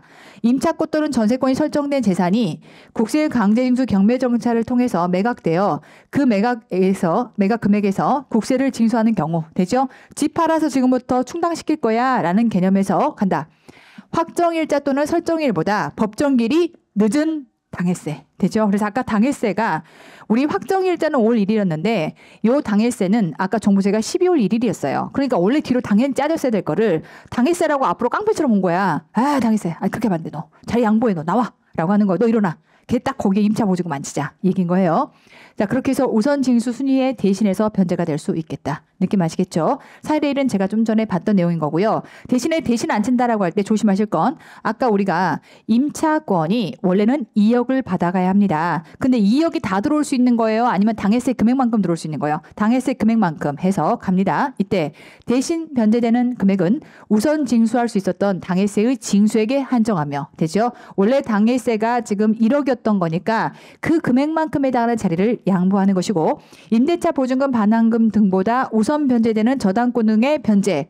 무슨 얘기냐면 앞단에 은행의 이때 저당권이 있었어요. 이거 침해하면 돼요? 안 돼요? 안 돼요. 후순위들은 건드리면 아니 되는 겁니다. 그래서 이러한 변제액과 당해세를 우선 징수하는 경우에 배분받을 수 있었던 임대차 보증금 반환권 그럼 원래 순위에서 이때 임대차 보증금은 5천만 원을 받을 수 있었죠. 그거 건드리면 돼요? 안 돼요? 안 되는 거예요. 그 변제액에는 영향을 미치지 않는다. 될까요?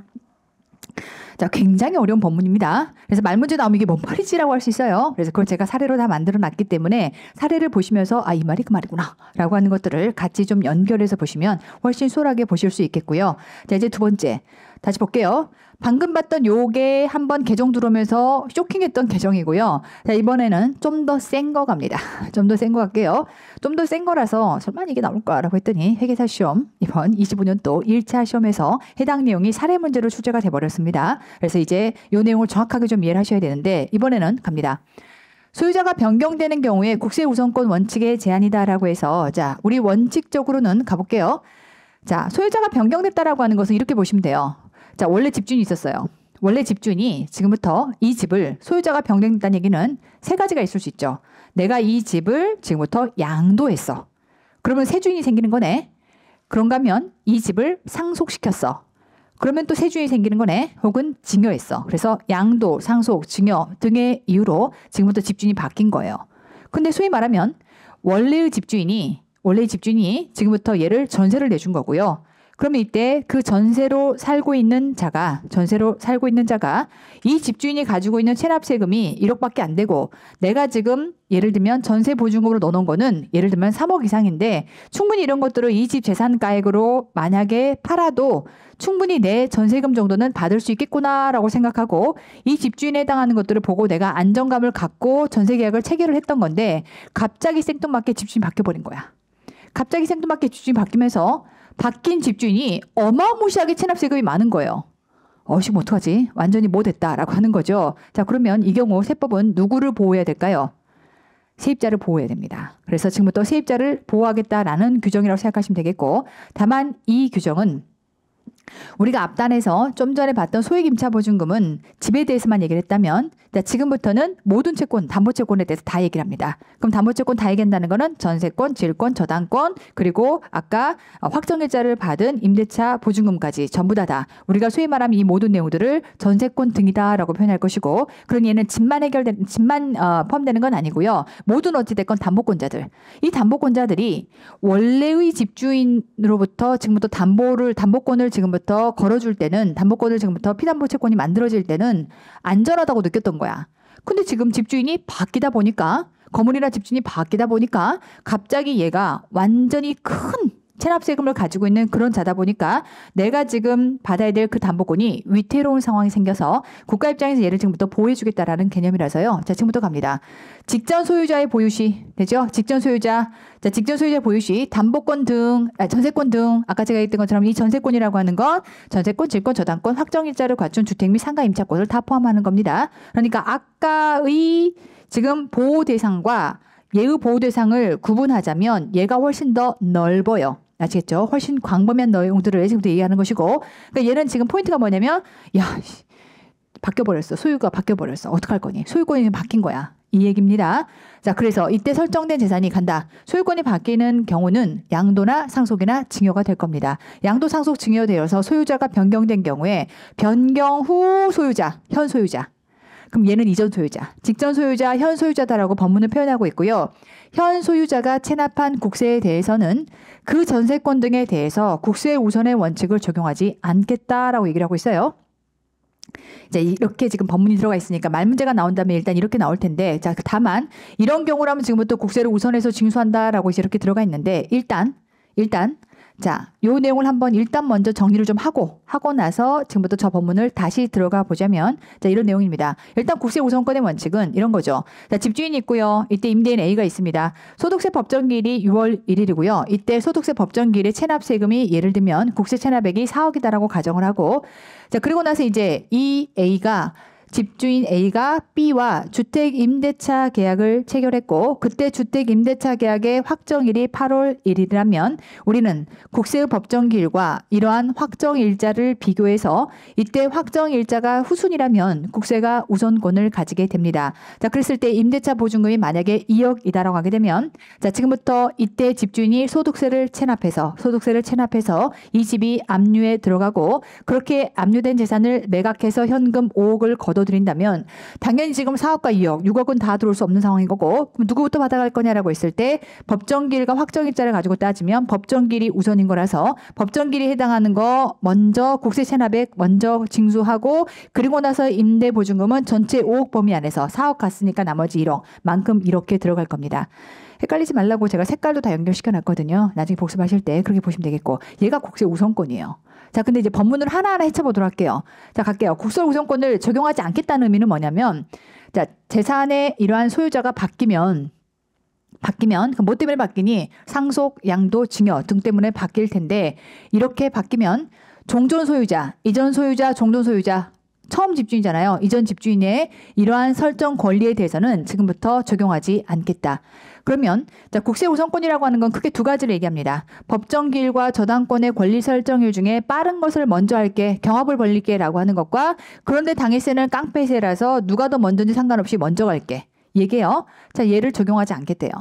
얘를 적용하지 않는다는 것의 의미는 뭐냐면 자, 그러면 갑니다. 종전 소유자가 설정한 임차 보증금 등은 법정기일과 순서를 따지지 않고 우선 변제를 받을 수 있다는 거예요.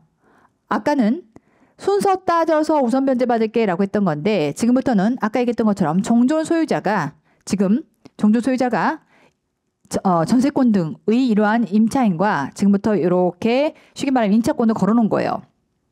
전세권을 걸어놓은 거야. 그럼 이 전세권자는요. 전세권자 누굴 믿은 거야? 종전 소유자를 믿은 거야. 얘가 체납은 안 하겠지. 그리고 지금 집값을 보면 얘가 별로 체납색도 없고 하니까 충분히 내 거는 보존될 것 같아라고 했던 거야. 자, 그런데 이자가 홀라당 새로운 집주인한테 팔아버렸어. 건물이라든지 집을 새로 갖다 팔아버렸어. 그랬더니 얘는 지금 전세권자가 컨트롤할 수 있는 범위가 아닌 거죠. 얘가 누구한테 팔지는 집주인 마음이야. 팔았던 얘가 엄청난 체납세금자였던 거예요. 무슨 말인지 아시겠죠? 그러면 이제 이 체납세금에 대해서 국가는 어쨌건 새로운 집주인의 체납세금에 대해서 국세가 쳐들어올 겁니다. 그랬더니 그러면 지금 내가 전세권자의 담보 설정일과 이 체납자, 새로운 집주인의 체납세금의 법정기일을 갖고 경합을 벌려야 되는데 나 너무 억울하다 이거지. 혹시나 내가 앞순이면 괜찮은데 내가 만약에 이자의 체납세금의 법정기일이 나보다 앞서버리면 나 얄짤없이 뺏기는 거네. 이런 문제가 생길 수 있어요. 생각해보니까 세법이 그러면 안 되겠네. 지금 이러한 전세권 등을 설정한 자는 이전 집주인에 대해서는 안전하다고 느꼈던 건데 새 집주인에 대해서는 지금 판단할 수 없는 사안이었던 거니까 이거는 봐주는 게 맞겠다. 그럼 어떻게 되는 거냐? 갑니다. 종전 소유자가 설정한 임차보증금 등 아까 그 전세권 등에 해당하는 것들은 뒤에 지금 새로운 집주인이 지금부터 체납한 세금의 법정기일과 순서를 따지지 않습니다. 그러니까 무조건 우선 면제 받는 거예요. 무슨 말인지 아시겠어요? 따지지 않겠다는 것이고 당해세라고 또 우선 면제 받을 수 없어. 그러니까 원래는 근데 있잖아. 당해세는 우선 면제 받는다? 막 이랬던 거예요. 근데 당해세라고 이것도 마찬가지로 쳐들어올 수 없어. 무조건 이전 집주인과 전세권 등을 지금부터 맺은 자를 보호해주겠다라는 측면인 거예요. 자, 이렇게 지금부터 법문이 새로 들어온 상황인 거고요. 원칙은 이렇게 들어온 상황인 거고 다만 재수없는 게 그래서 이전 권리가 우선한다라는 개념인 건데 예외적으로 갑니다.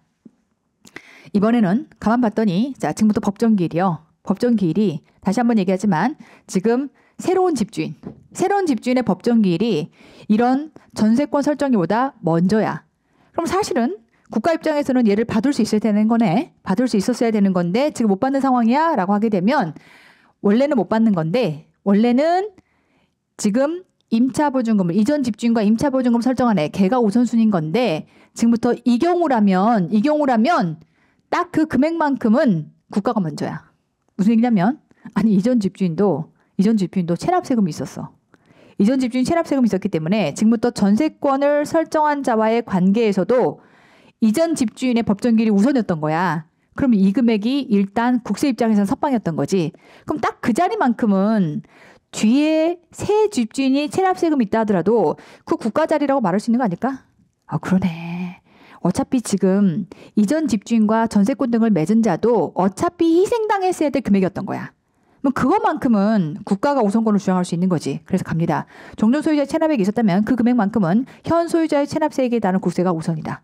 느낌 아시겠죠? 자, 당해세라고 깡패처럼 먼저 올 수 없어라고 했어. 그럼 이 당해세라고 하는 것도 새 집주인의 당해세예요. 그럼 새 집주인이 당해세라고 하면 상증세, 증여세, 종합부동산세 등등이 있을 텐데 이때 깡패처럼 못 들어와. 그러니까 전세권 등이 우선이야 라고 했던 건데 근데 있잖아. 원래 상속세와 증여세는 그런 이벤트가 있을 거라는 거를 전세권자가 몰랐을 수 있어. 근데 종부세는 원래 예측 가능한 거 아니야?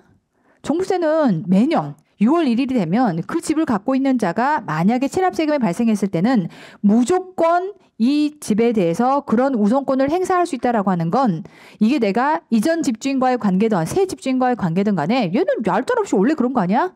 그러네. 그러면 이때 종부세는 예측 가능하니까 종부세는 여기서 빼자. 이거 돼요? 아까 당해세라고 무조건 우선 면제받는 거 아니야라고 했는데 근데 있잖아. 종부세는 예측이 된다. 그러니까 종부세의 경우는 얘는 일단 우선권을 인정해주자. 이렇게 바뀐 거예요. 구조 아시겠어요? 오케이. 자, 그래서 상증은 우선되지 않지만 종부세는 일단 우선으로 인정이 됩니다. 자, 그 내용을 지금부터 사례로 한번 인정해 보도록 할게요. 자, 지금부터 갑니다. 원래 이렇게 되어 있는 상태에서 다시요. 자, 소득세 법정기일이 있고 그랬을 때 이제 임차인 B와 임대차 계약을 체결해서 확정일자가 8월 1일이다. 그리고 여기 대해서 임대보증금을 2억만큼 지금 받은 상황인 거예요. 자, 근데 지금부터 새로운 주인 C에게 지금부터 A가 C한테 팔아버렸어. 양도했다라고 볼게요. 그럼 이때 소유권자가 바뀌어버린 상황인 거네. 그럼 이제 이 상태에서 이 B가 지금 임차인 B가 지 2억을 주장할 수 있겠느냐라고 했을 때 만약에 지금 새로운 집주인 C에 체납세금이 있었고 하필 그 체납세금의 법정 기일이 이 임대보증금의 확정 일자보다 더 앞서. 그럴 수 있죠. 이놈 새끼가 집을 사면서 세금은 안 냈던 거야. 그 체납세금 왕창 있었던 거야. 그럼 이제 과세관청은 들이닥쳐서 네가 갖고 있는 거 다 압류걸게 라고 해서 지금부터 이렇게 압류 걸어서 집을 팔아버릴 겁니다. 자, 그렇게 해서 지금부터 건진 게 5억이다라고 하게 되면 이때 이제 빚잔치를 누구부터 할 거냐라는 이슈가 생기는 거죠. 자, 그럼 한번 정리를 해보도록 할게요. 자, 일단 원칙적으로는 자, C의 법정기일 우리가 지금 나눠 먹어야 되는 거는 이 C의 체납세액인 요 4억과 그리고 지금 임차 보증금에 대한 2억, 전체 6억을 기준으로 해서 판 금액 5억을 쪼개 먹어야 되는 상황입니다. 자, 그런데 이때 법정기일이 누가 더 빠르냐라고 하게 되면 새로운 집주인의 체납세금의 법정기일이 더 빠른 상태예요. 그렇다고 해서 얘가 먼저고 너는 8월 1일이 뒤로 짜지니까 그러면 일단 상황 먼저 올게 라고 하지 않고 왜냐하면 지금 이 B라고 하는 자는 원래의 집주인과는 안정적인 지위였음에도 불구하고 새로운 집주인이 왕창 체납세금이 들러붙어 있는 자가 들어오다 보니까 내가 예측할 수 없는 상황에서 갑자기 마누라의 피를 봐야 되는 상황이 생기는 거죠. 그래서 지금 이 조항은 소유권이 변경됐을 때 국세 우선의 원칙을 제한한다라고 하는 건 이 순위를 지금부터 깨트리겠다는 거예요. 느낌 아시겠어요? 이 순위를 깨트리겠다고 하는 거니까 야, 안 되겠다. 이전 주인하고 맺은, 이전 집주인하고 맺은 네가 먼저야. 임대보증금 2억을 먼저 인정해 줍니다. 그러면 나머지 당하는 것들의 국세 체납액이 이렇게 4억만큼 들어오는 거죠. 여기까지 느낌 이해가 되시죠? 자, 이게 원칙으로 지금 들어와 있는데 다만 예외적으로 자, 어떤 문제가 있을 수 있냐면 이때 아까 원래의 집주인인 이 A의 소득세도 이때 체납이 있었다라고 가정을 하고 이때 소득세 체납액이 3억이 있었다면 자, 이제는 이 B는 A와 임대차 계약을 체결할 때 이미 자신의 확정 일자보다 앞선 일자의 소득세 체납액이 있음을 간다. 인지했다 안 했다. 인지했어요. 알아. 그럼 얘도 3억만큼은 피해 볼 수 있다는 거 알고 있었던 거잖아. 근데 국가가 저 3억까지도 봐줘야 되나? 그렇지 않네. 그 얘기인 거예요. 자, 그래서 지금부터 출발합니다. 자, 이런 경우라면 갑니다. 직전 소유자에게도 각 권리보다 앞서는 국세 체납액이 있었다면 이러한 확정 일자보다도 앞서는 국세의 그런 체납액이 있었다면 지금부터 갑니다. 자, 법정일 6월 1일자리가 제일 먼저 오는 거예요. 그렇게 돼버리면 얘 거를 먼저 인정해주고 그리고 나서 8월 1일자리가 들어올 거기 때문에 원래는 잘 봐요. 이미 이자의 체납세금을 거두겠다는 게 아니야. 지금 국가는 누구 때문에 들어온 거예요? C의 체납세금 때문에 들어온 거야. 하지만 국가가 생각할 때는 야, 너 어차피 B야. 너 어차피 3억만큼은 너도 알고 있었잖아. 얘기해요. 3억만큼도 알고 있었기 때문에 집주인이 바뀌어서 얘가 체납세금이 엄청 많은 자라 하더라도 너는 어차피 지금 원래의 자의 관계 안에서도 3억은 네 게 아니었던 거야. 이렇게 보는 거예요. 구조하시겠죠? 자, 그래서 자, 국세 체납액 4억만큼을 다 인정해 주는 게 아니라 왜? C의 경우는 지금 4억만큼인 건데 이 C의 4억만큼을 다 인정해 주는 것이 아니라 얼마만 인정한다? 그렇죠. 3억까지만 인정을 해 주는 겁니다. 될까요? 국세 3억짜리 딱 그 자리까지만 인정을 해주는 거예요. 그리고 나면 나머지에 해당하는 거 전체 5억 중에서 나머지 임대보증금 2억만큼을 이렇게 인정을 해준다. 오해하시면 안 되는 게 이때 국세 체납액 3억이라고 하는 건 A의 체납세금을 국가가 가져간 게 아니라 C의 체납세금이에요. 그런데 그 자리만큼을 차지하는 거죠. 금액 자리를 차지한다라는 개념으로 보시면 됩니다. 철저하게 누구 중심으로 움직이는 거냐면 지금부터 여기 전세권 등에 해당하는 권리자인 B를 중심으로 움직이는 거예요. 그래서 이 B가 손해를 보지 않게끔 자, 이런 경우라 하더라도 B가 먼저 받아갈 수 있게끔 하되 B와 이전 주인 간의 관계에서도 이전 주인이 지금부터 이렇게 체납세금이 앞선 일자의 체납세금이 있었다면 그 자리만큼은 네가 손해를 보는 게 맞겠다. 자, 그렇게 해서 그 자리만큼은 이 C의 체납세금 중에서 돼요. 이 C의 체납세금은 4억이에요. 그 중에서 원래의 집주인의 체납세금 금액만큼은 C의 이러한 체납세금으로 징수가 될 수 있게끔 하겠다. 이렇게 이해하시면 됩니다. 될까요? 자, 이 내용 이해가 됐으면 자, 지금부터 가봅니다. 자, 요게 이제 아까와 똑같은 사례인 거고요. 양도하지 않았더라면 이때는 A의 체납 국세가 원래도 안 팔았다면 아까 A가 먼저였어. 누구? 얘요. 양도하지 않았다면 얘가 3억이 먼저잖아요. 네, 그런 개념으로 A가 먼저 3억이었을 것이고 그리고 나면 확정일자를 갖춘 임차권이 2억이었을 겁니다. 그러니까 얘와 똑같은 형태로 지금 양도해버렸네. 그래서 집주인이 새로 C로 바뀌었어. 그렇다 하더라도 이때 C가 일단은 3억을 먼저 받아갈 수 있게끔 되죠. C의 체납세금이 4억이라 하더라도 4억을 다 받아가는 건 아니고 3억만큼을 받아갈 수 있게끔 할 거고요. 그리고 나면 임차권에 해당하는 것을 이렇게 자 전체 5억을 맞춰야 되기 때문에 2억은 다 못 받아갈 것이고 3억 2억만큼 이렇게 해서 5억을 맞추는 구조가 되는 거죠. 구조 아시겠죠? 오케이. 자, 이렇게 이해하시면 되겠고. 자, 그 내용을 지금부터 법문으로 해결해 보도록 할게요. 네, 지금부터 갑니다. 다시 한번 원칙은 직전 소유자가 보유했을 때 전세권 등이 설정된 재산이 돼요? 이미 직전 소유자가 지금 누구랑 전세권을 맺은 거예요. 근데 그게 양도상속 증여라는 형태로 소유권이 이전이 된 겁니다. 소유권자가 변경이 되고 나서 변경 후 소유자가 체납한 C 말하는 거야. 새로운 집주인. 얘가 체납한 국세에 대해서는 전세권 등에 대한 국세 우선권 원칙을 적용하지 않을 거기 때문에 전세권이 먼저라고 해줄게. 전세권자가 피해 안 보게 해줄게. 다만 다음의 경우에 해당할 경우는 국세가 우선합니다. 될까요? 그럼 다 봐요. 이때 국세가 우선한다라고 하는 건 이때는 새로운 집주인 되죠? 새로운 집주인의 체납세금이 우선하는 겁니다. 될까요? 새로운 집주인의 체납세금이 우선해. 언제? 해당 재산의 직전 소유자가 전세권 등의 설정 당시에 이미 체납하고 있었어. 그래서 그 국세 등을 고려해서 계산한 금액. 그래서 이전 집주인의 체납세금도 3억이었거든. 그러면 그 3억만큼은 현재 집주인의 체납세금을 우선 변제받는 걸로 그 금액 똑같이 맞춰서 우선 변제받는 걸로 볼게. 그 범위 내에서는 간다. 국세를 우선해서 징수한다라고 할 때 그 국세는 현 집주인의 체납세금. 되죠? 현 집주인의 체납세금을 이전 집주인의 체납세금 금액만큼은 이렇게 여기다가 넣어가지고 우선 변제권을 인정을 해줄게 라는 개념인 거고. 자, 그런가 하면 이때 가요. 요거 꽃표시 같이 맞아볼게요. 일단 첫 번째 요 1이라고 하는 건 요 계산한 금액은 간다. 해당 재산에 대해 전세권, 질권, 저당권의 설정일 또는 대항요건과 확정일자를 갖춘 임차권의 확정일 중에 가장 빠른 것보다 법적 일자가 빠른 직전 소유자의 국세 체납액의 합계. 그래서 아까 우리가 원래 집주인 A가 제일 빠른 소득세의 체납액이 3억이 있었어. 그럼 그 3억 금액만큼은 어쨌든 국가가 우선이었던 거야. 그럼 그때는 전세권자 너도 어쩔 수 없이 그분만큼 희생을 해야 되는 거야. 라는 개념인 거고. 자, 그랬을 때 이때 그 범위 내에서의 국세라고 하는 건 이런 거죠. 애상초, 지금 애상초 전세권이 있고 그리고 지금 새 집주인의 체납세금의 법정기를 갖고 따져봤더니 if 새 집주인의 법정기일이 훨씬 뒤야. 국가가 주장해 볼 수 없어요. 그러면 지금 이런 이슈는 아무것도 없는 거야. 지금 이 모든 이슈는 어디서 생기는 거냐면 새 집주인의 지금 법정기일이 앞으로 훅 들어오다 보니까 갑자기 전세권자가 피해를 볼 상황인 거야. 이걸 어떡할 거냐라고 하는 거니까 갑니다. 법정기일이 전세권의 설정일보다 빠른 국세였을 경우에 그 국세였을 경우는 이때는 자 이때는 그렇다 하더라도 전세권자가 우선이지만 이전 집주인이 체납세금이 있었다면 그 금액만큼은 현 집주인의 체납세금이 우선이게끔 해줄게. 이 개념이에요. 될까요? 오케이. 자, 여기까지가 방금 전에 제가 설명했던 사례라고 생각하시면 되겠고요. 오히려 저는 이제 이게 말 문제가 원체 어렵다 보니까 이게 설마 개념으로라고 했는데 계산 문제로 나와버리더라고요. 자, 그런데 계산 문제는 어디까지가 나왔냐면 얘도 나오고 밑에 갑니다. 자, 아까 제가 뭐라고 했냐면 야, 됐고 종부세는 그냥 먼저야. 왜냐면 종부세는 다시 한번 정리하자면 종부세는 이런 개념인 거예요. 아니 집주인이 바뀌었던 안 바뀌었던 우리가 원래 당해세는 우선이라고 할 때 그 당해세가 상증종인데 상속과 증여는 예측이 불가능해. 아, 이 시기가 상속할지 증여할지 내가 어찌 알았어. 이럴 수 있어요. 하지만 종부세는 6월 1일 시점에 그 소유권을 가진 자에게 부과되는 국세이기 때문에 그자가 만약에 체납하면 얘는 당해세 우선 원칙 때문에 무조건 우선이거든. 그럼 지금 전세권을 이전 소유자랑 체결했다 하더라도 이자는 당해세가 원래가 종부세는 우선이야. 너 똑같이 적용이 돼야지. 그렇지 않으면 다른 사람들과 형평성이 안 맞는 거잖아.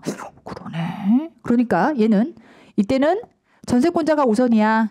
근데 이 경우라면 국세가 우선할게. 그래서 그 경우에 종부세가 들어가 있는 거예요. 그럼 결론은 뭐냐면 종부세는 여전히 당해세가 우선인 거예요. 내용 아시겠어요? 자, 갑니다. 사례로 가볼게요. 갈게요.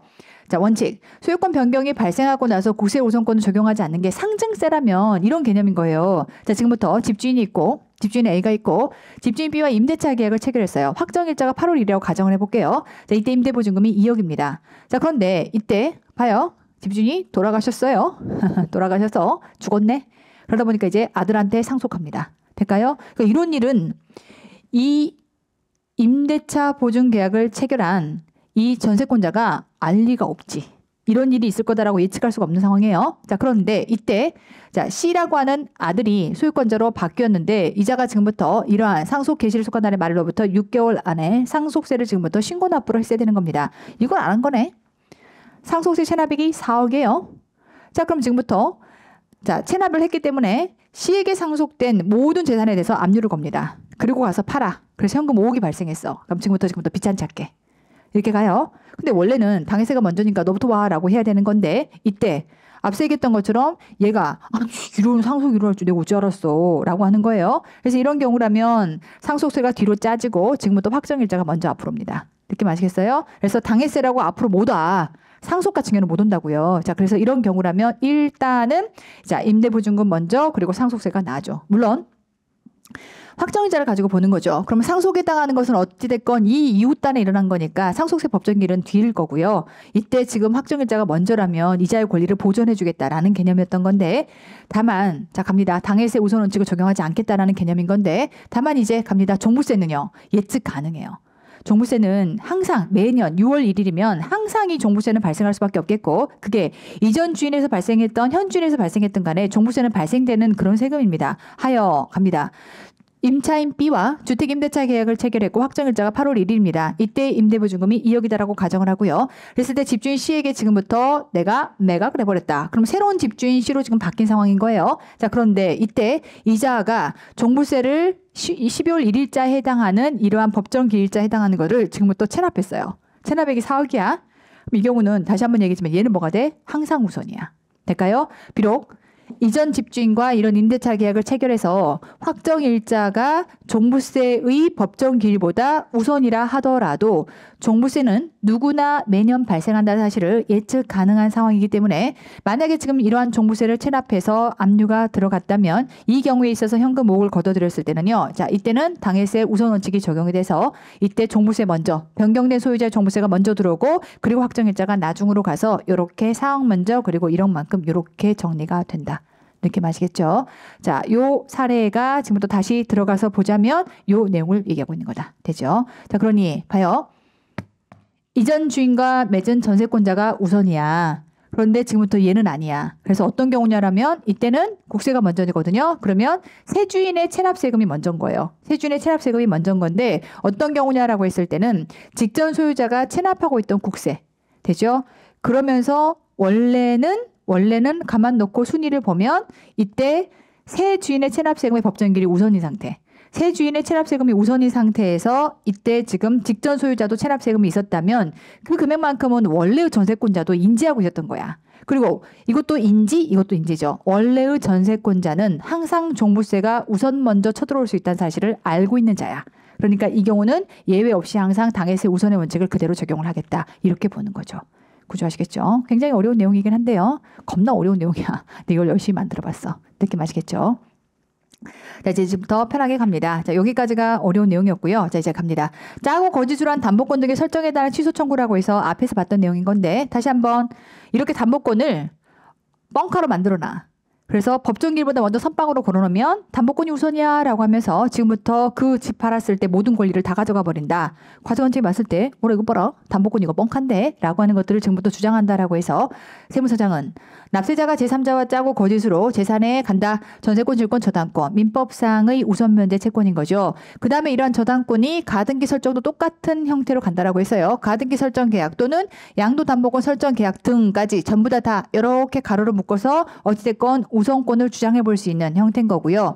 그 등기조는 등록을 하거나 또는 주택임대차보법 또는 상가임대차보법에 따라서 대항요건과 확정일자를 갖춘 임대차 계약을 체결함으로써까지 끊고 그러니까 결과적으로 뭐냐면 이렇게 가로로 묶으면 전부 다 우선권을 주장하는 거예요. 우선권을 주장하는 게 그 재산의 매각으로서 국세를 징수하기 곤란하다고 인정하면 누구한테 취소를 해요?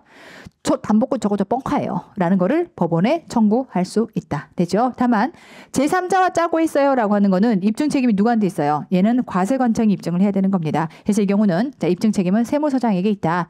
자, 그런가 하면 특수관계자와 담보권을 설정하는 경우는 우리 앞에서 봤던 규정입니다. 납세자가 국세 법정기일 1년 내에 친족이나 그 밖의 특수관계인과 담보권을 설정 계약하거나 또는 임대차 계약을 체결했다면 우리는 추정 규정이 들어가는 거예요. 너 짰구나. 이렇게 보는 겁니다. 짜고 한 거짓 계약으로 일단 먼저 추정부터 할 거기 때문에 아니라고 하는 거는 누가 적극적으로 입증해야 되는 거죠? 납세자가 아니에요라고 하는 것들을 지금부터 입증을 해야 되는 것이다. 앞에 봤던 규정이 그대로 들어가 있다라고 보시면 되겠고, 자 그런가 하면 이제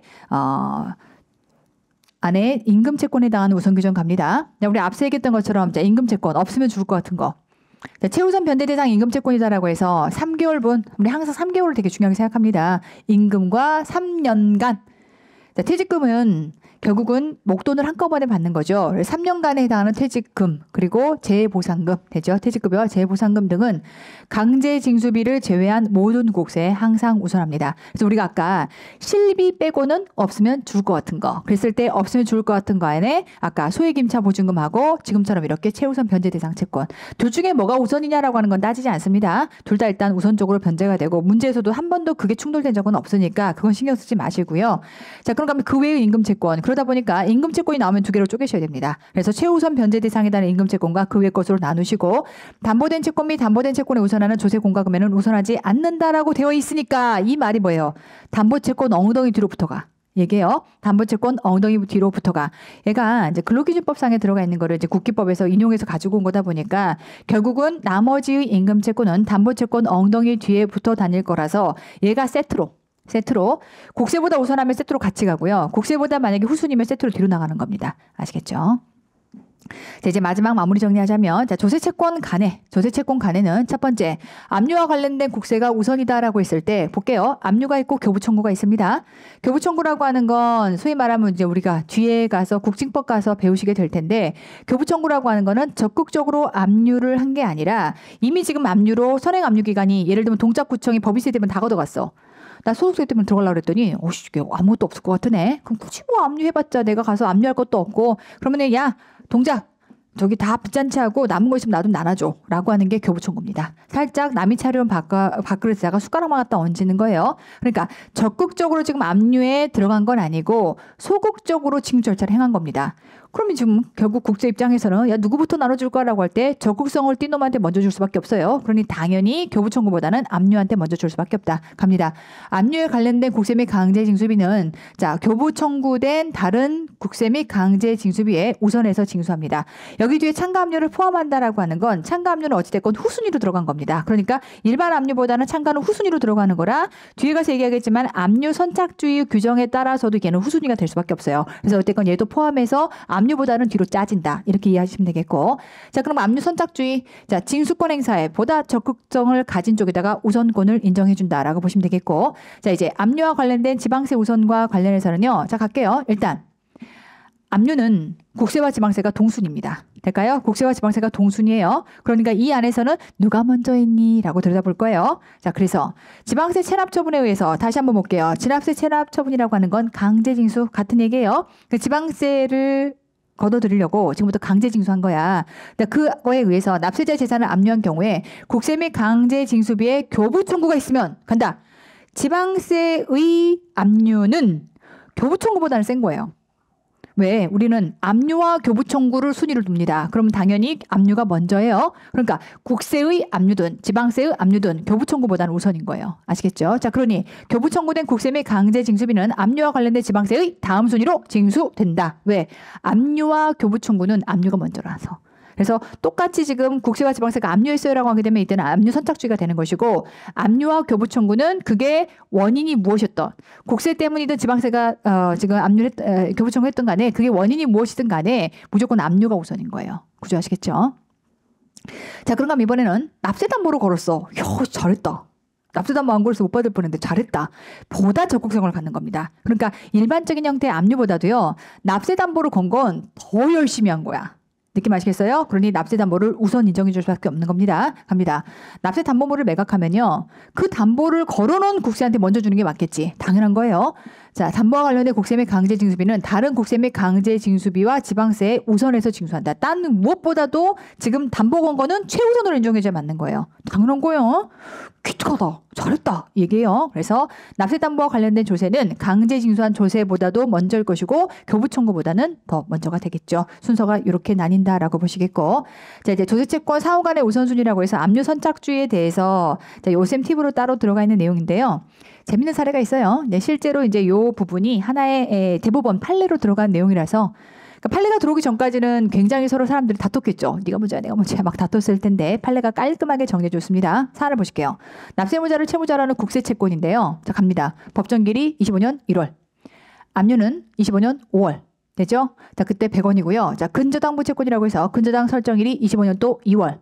150만큼. 자, 지방세 채권의 법정기일이 25년도 3월. 그리고 나서 이제 압류 일자로도 달라요. 봐. 자, 우리는 지금부터 누가 먼저니라는 거를 따질 때 지금 받아가야 될 돈은 얼마냐면 100원, 150원, 그리고 200원. 되어야 돼요? 다시요. 서로 경합을 벌려야 되는 채권들이 100원짜리, 150원짜리, 200원짜리예요. 그럼 더 합쳐서 얼마야? 450원이네. 여기까지 클리어? 계산 안 돼? 100원, 150원, 250원에 400원. 이만큼을 지금 서로 경합을 벌리는 상황인 건데 이때 지금 팔았더니 얼마 남았대? 150. 누가 먼저 가져갈까? 라는 거예요. 자, 일단 누가 먼저니라고 하는 것을 따질 때는요. 누구와 누구를 가지고 따지는 거냐면 이때는 국세와 지방세는 한 몸이 돼요.